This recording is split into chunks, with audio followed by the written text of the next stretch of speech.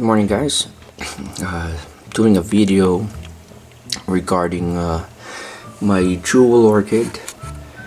This species is called the Ludisia discolor, and I made a video about 4 months ago that it bloomed for me. Jewel orchids are popular for their foliage and not for their flowers, but the flowers are really nice. And if you guys check out that video, and you'll see how nice those flowers are. And I bought this September of last year, only 2 stems, and now there's like a lot of growth, and it's really nice. It's loving its spot here in my grow tent. It's in the cool area of the grow tent. Very humid down here. Never had any trouble getting to grow this plant, and would really give credit to the high humidity. I don't even water this much. The substrate is the 30% perlite and 70% cocoa coir. And yeah, I don't water it too much, but it stays moist all the time because again, it's high. The humidity in this spot is high, and maybe water it every 3 weeks. Anyway,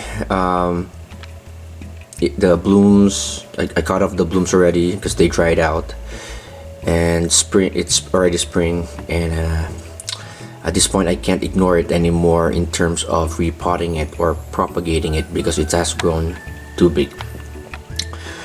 I won't show you guys how I repot this or how I propagate it because there's a ton of that in YouTube, and I just literally watched one 5 minutes ago.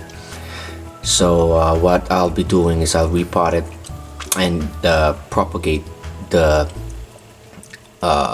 do cuttings and propagate them in water, and I'll show you guys the finished product, and then I'll do updates regarding the cuttings. And yeah, I just want to show you guys where it's located, and let me take this.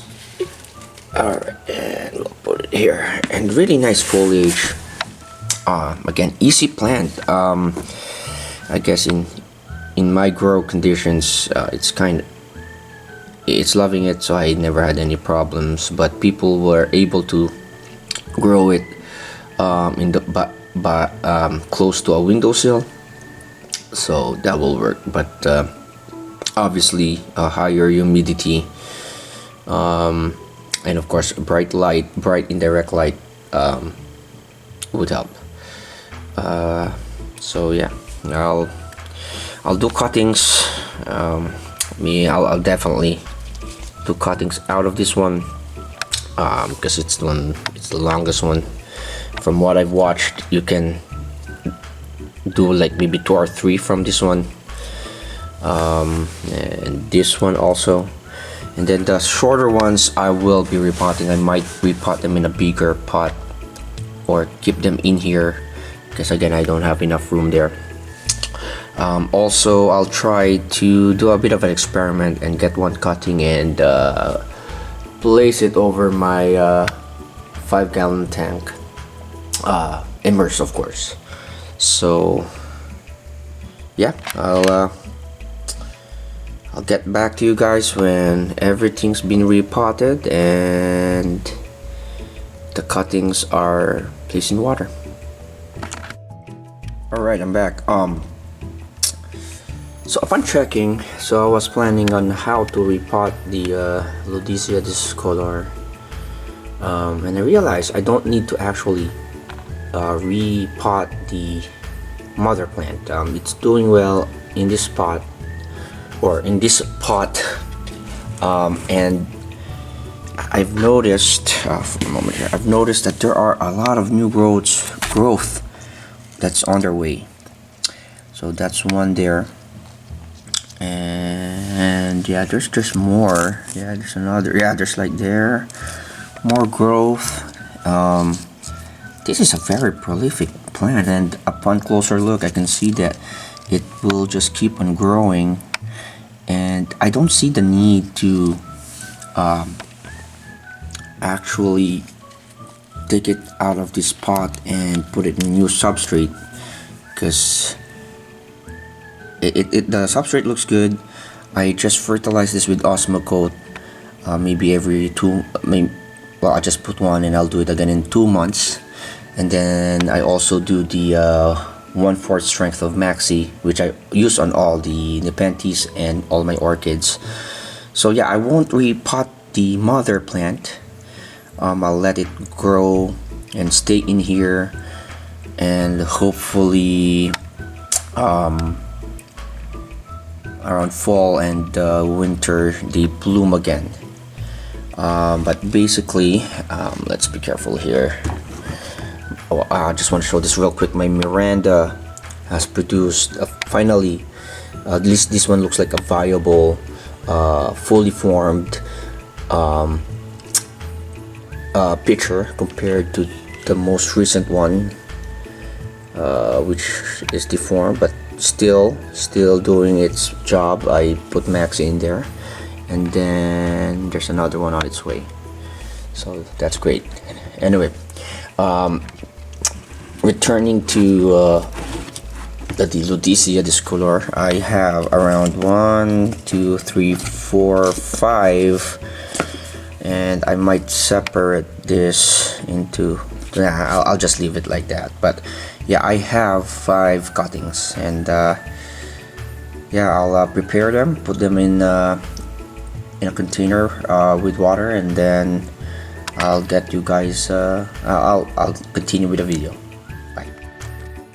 Hello guys, so yeah, so I'm gonna do 2 methods of propagating this plant, the Ludisia discolor cuttings.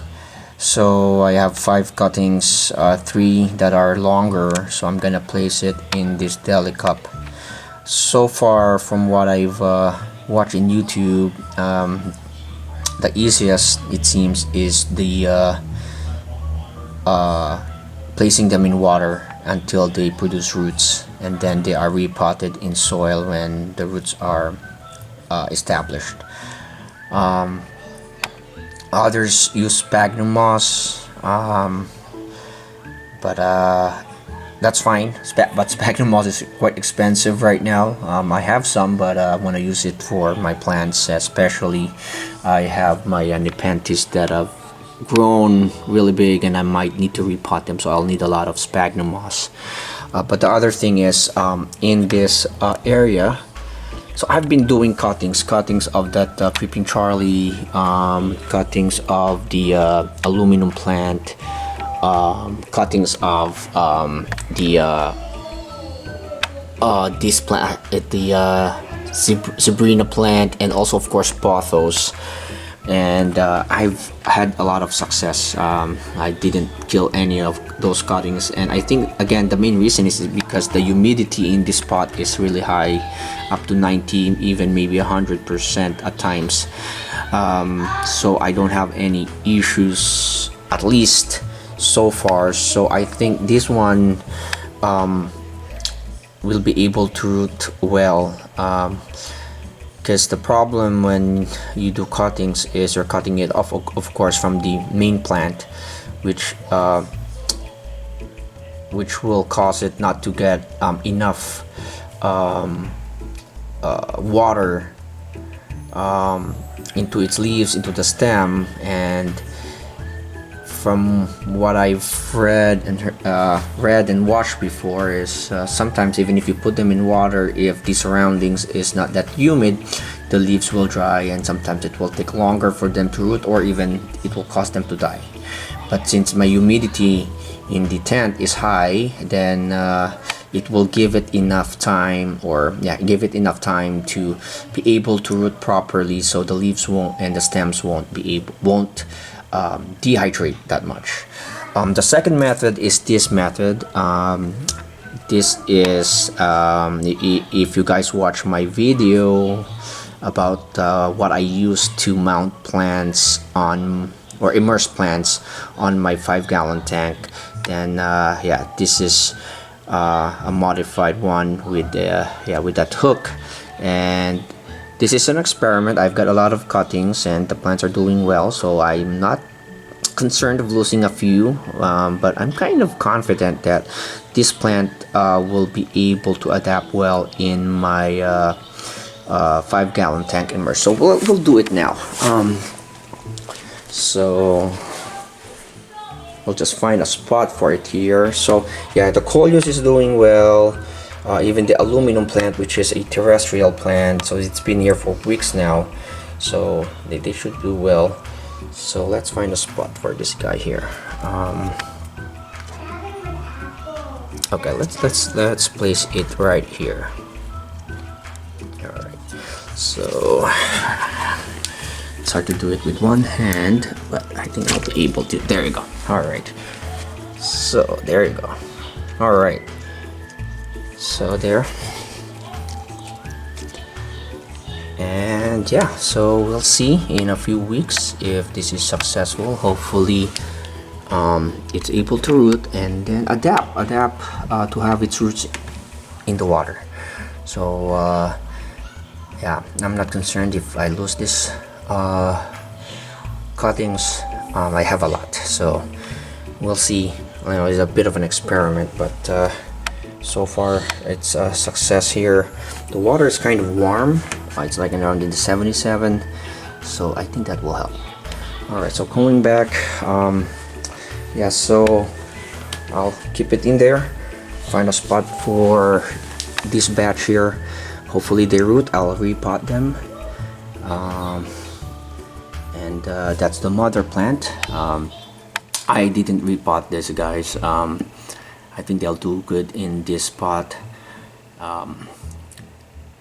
Yeah, hopefully they grow more leaves, because I have seen a lot of growth, so I guess that will give them enough energy to focus on those growing parts, and hopefully by fall and winter I get new blooms. So yeah, guys, that's it. I'll do an update. Thank you for subscribing, and yeah, have a good day.